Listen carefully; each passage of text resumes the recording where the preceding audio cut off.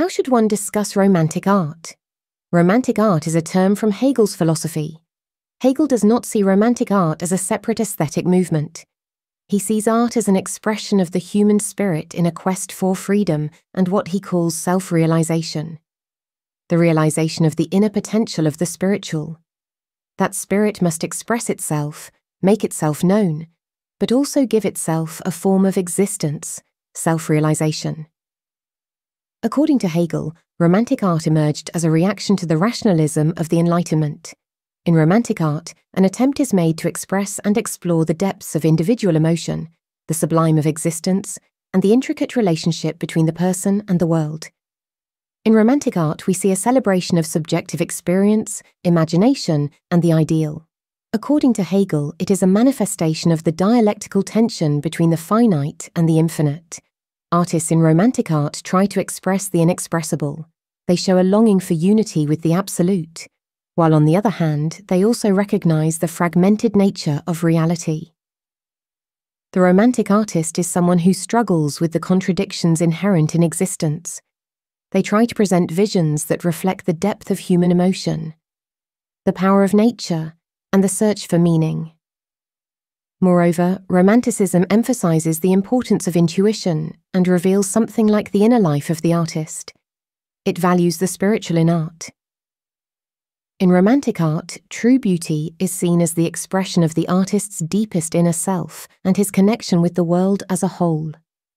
Nature is seen as a canvas on which the emotional landscape can be painted, and romantic art has that deep desire of the spirit, harmony, and truth as an important motivating factor. In short, romantic art is a bridge between the individual and the universal.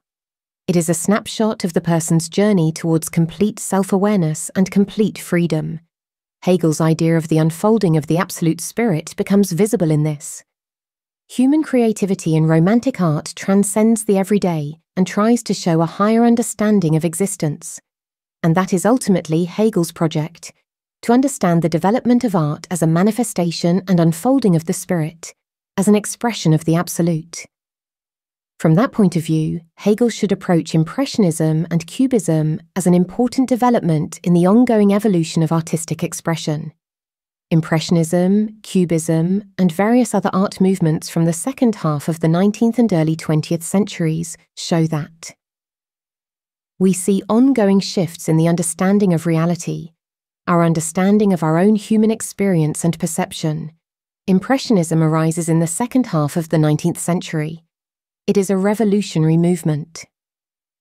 Impressionists break away from the detailed representations in earlier artistic styles, representations that were mainly driven by a story.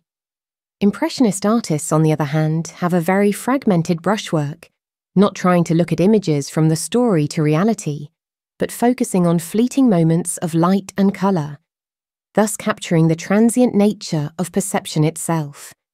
Impressionism is a shift towards subjectivity, as opposed to romantic art, which was still focused on objectivity, but allowed for a subjective experience or interpretation of that objectivity to be expressed. In romantic art, the artist's subject is set against the object of the world he tries to represent and express. It is therefore about a relationship. The object in Impressionism is actually just a pretext. It is material for the artwork. A shift towards subjectivity in which the personal experience of the artist and his immediate impressions of the world becomes central. Impressionism can therefore be seen as an essential step in the development of art towards a more direct connection with human experience. It breaks away from the romantic quest for individuality because it wants to focus primarily on the changeability and finiteness of both reality and human perception of that reality. Impressionism challenges traditional notions of form and representation because it prioritizes the experience of a specific moment in time over the portrayal of objective reality. One might think that this corresponds to a deeper principle in Hegel's thought, because Hegel does allow for the finite experiences of individuals, that is, the historical experience of individuals, to ultimately contribute to a greater understanding of the absolute. From a Hegelian perspective, it is not wrong that art now deals with a representation of subjectivity itself.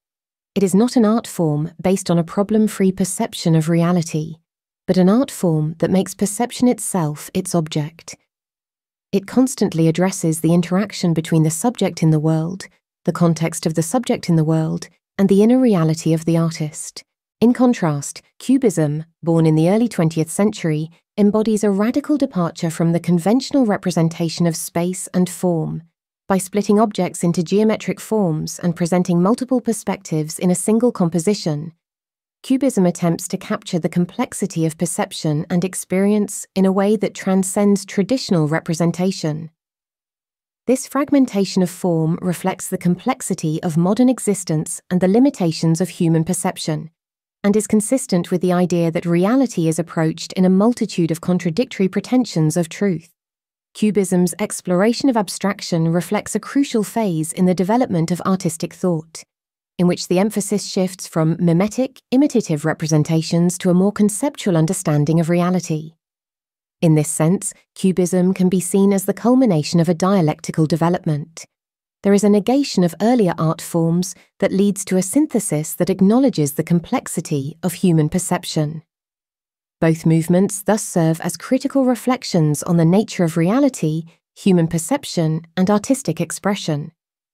They exemplify art as a vehicle for the self-realization of spirit, pushing the boundaries of representation and initiating a deeper contemplation on the finitude of a human existence.